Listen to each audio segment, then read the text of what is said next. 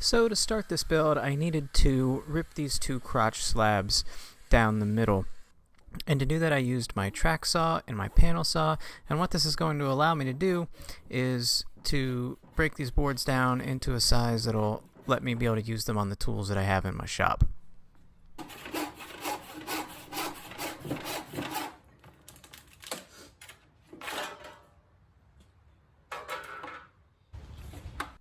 After getting them ripped in half, I took them over to my jointer and flattened one face, and then took them over to my planer and made the other face parallel to the face I had jointed. Next, I used my track saw again to sort of joint the edge that I had cut earlier and make them nice and flat, and glued the slabs back together.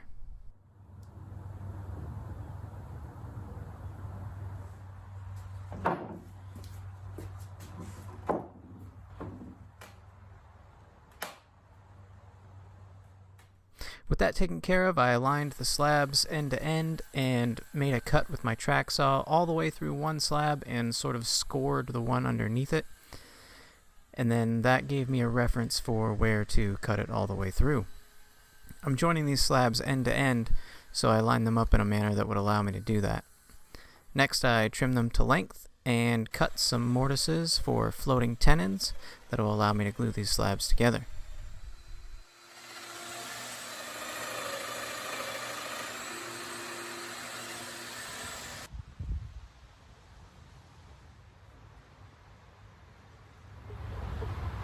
These are 140 millimeter dominoes, so they're plenty strong for this application.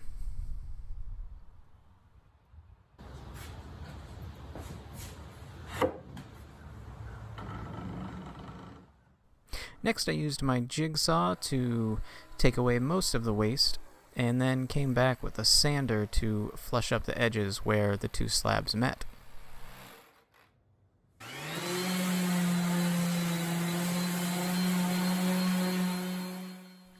With the top basically completed, at least the building of it, I could start working on the base, so I grabbed a big chunk of walnut and started cutting stock from it.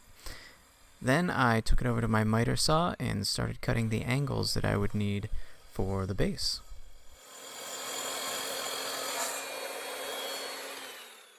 With that done, I went back to my domino and I cut mortises for additional floating tenons that I will use to glue the base together.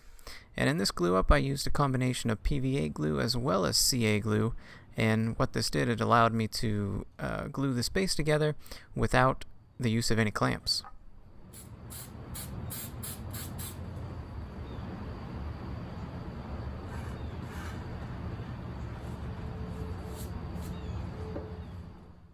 Next, I attached the top apron, and I just simply did this with glue and screws.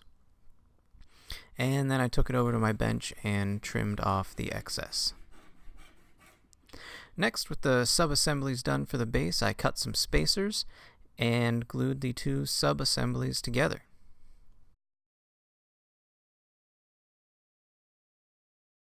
Here I am working on a shelf for this table, and the shelf was a bit of an afterthought.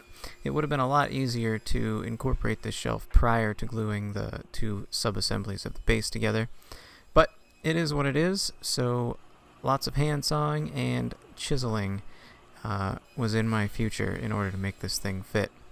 And here you can see I'm using my panel saw to cut away most of the waste material, and I'll come back with a dovetail saw as well as some chisels to refine the fit in order to get this shelf to sit in the base the way I want it to.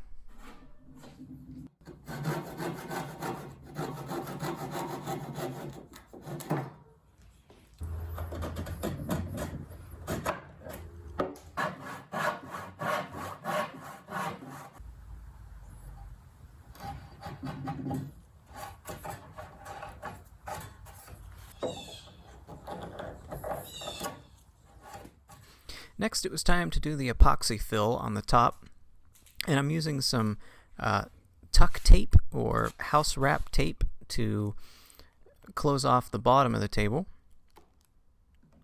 and this is going to prevent the epoxy from pouring out the bottom when I pour it into the void. I'm using Total Boat thick set epoxy for this because you can pour it pretty deep. I believe this recommends anywhere from 1 inch to 2 inches for smaller pours. I think the pour that I'm doing here is not technically considered small, but it wasn't huge, so I just sort of went ahead and poured the whole thing at once, and it was about 1.5 inches, 1 5/8 inches thick, and it seemed to work out well.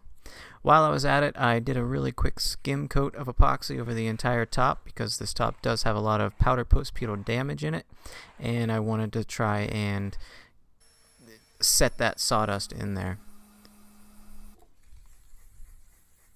Next, I went through a bunch of different options for polishing, starting with my belt sander and a random orbit sander all the way up to 12,000 grit micro mesh.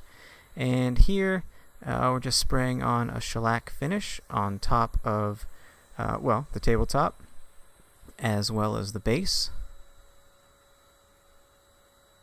And I'm drilling some oversized holes into the base where it's going to attach to the top, and driving some screws to connect the top of the table to its base.